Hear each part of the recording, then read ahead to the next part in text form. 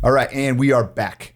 All right, Coach's Corner. We're talking LOD, all right, with Brian and Nora from Advisa. And like I shared before, if you go to our website, advisausa.com, you kind of go into who we are and kind of get a sense of who Nora, Brian, and I are, and also to connect with us if any of these things strike you and like, well, that's a kind of conversation we'd love to have here. So here's the next one. Are you ready? We're ready. All right. How can a leader make a business case or an ROI case for serious leadership development initiatives? And so where this one comes from in a more broad case is we're always hearing from people, well, what's the ROI on that? Well, I'd love for you, Advisa, or you consultant, or you like HR professional or trainer, or whoever it is, to tell me how this is what's the ROI metrics so that I can make a firm decision on this. So I guess I'll throw the baton to both of you. Talk to us about how, if I'm in that position and you're coaching me, how would I respond to that?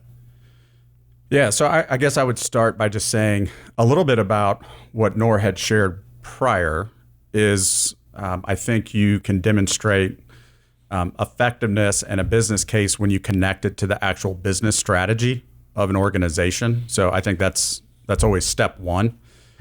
One of the just observations I've had, ROI gets thrown around a lot in training and development. So return on investment, the actual mathematical equation, I think, though it's often used more informally to just show like, is this worth it, right? Mm-hmm. Because I think, and there's a huge body of knowledge to talk about training, evaluation, and effectiveness. But I think really what CEOs, executives want in any sort of investment is proof that whatever business outcomes they were after, that you can show some connection and proof towards that. So what I might suggest is, first thing, just define the business outcomes.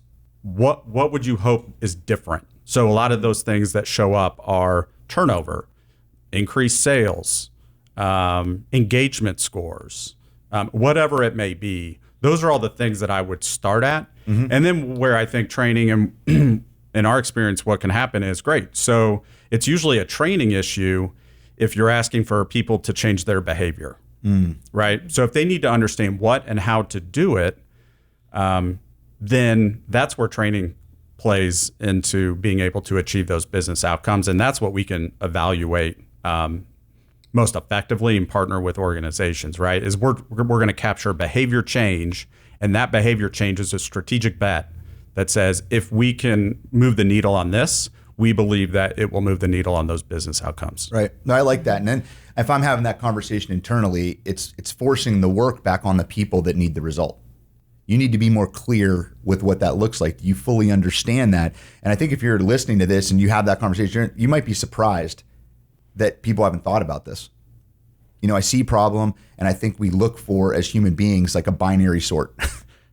Yeah. It's I need this, so I'm going to go do that. And it's just more nuanced. And back to, you talked about engagement scores, turnover scores. Like, there is a data front end of this.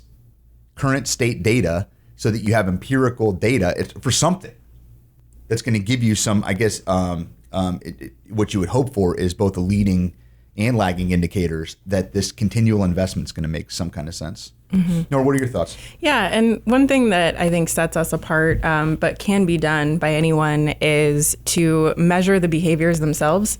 And so something that we do in our training is we measure the behaviors that the leaders of the people going through the training are displaying before they go through the training, mm-hmm. and then we measure those behaviors after.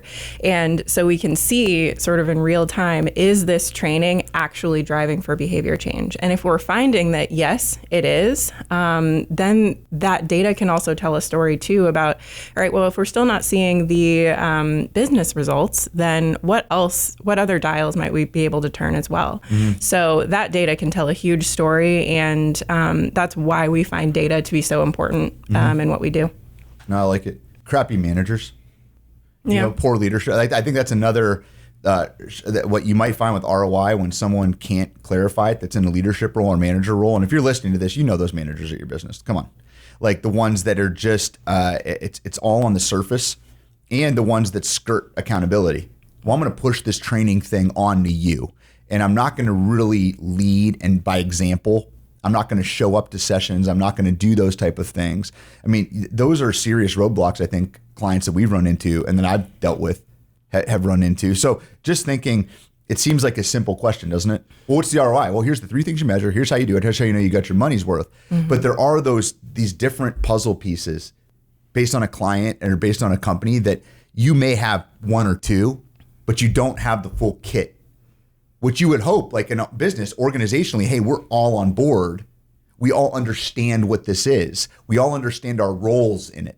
How most of the folks we talk to don't have all of those things put together, which puts you at a disadvantage. It's not to say don't do something, but it's going to be a steeper cliff or a steeper hill to climb.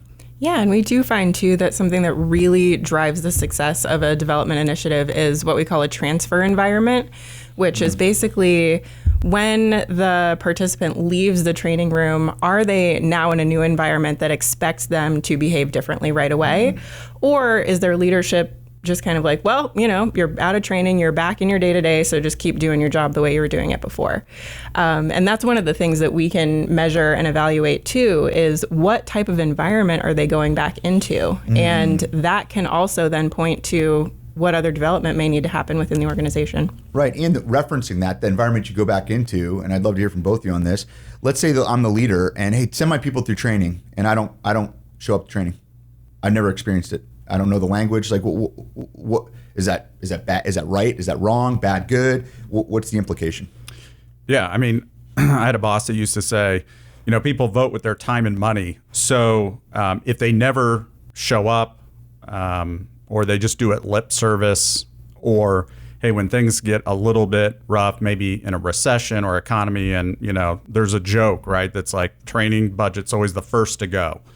I think it's like firing the weightlifting coach of a football team when the losing record comes up. Right. I mean, because I think it's been perceived in the past that it's like a nice to have. Right. And so, yeah. So I think it's extremely challenging. I mean, there's a lot of academic articles out there talks about the shadow of the leader. So if you think about the shadow you're casting as a leader in an organization, hey, this is important for you guys instead of me.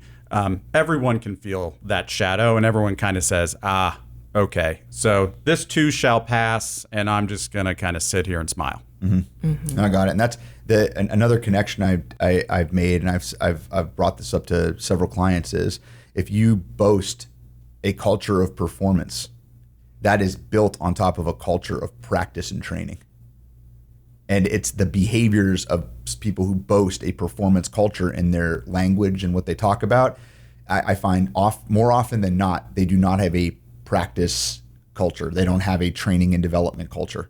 It's very surfacey, which we can probably talk about what their engagement scores look like. You could probably look at the sustainability of sales results. It's just you get burnout in those places. 110% all the time. Well, that's not a thing.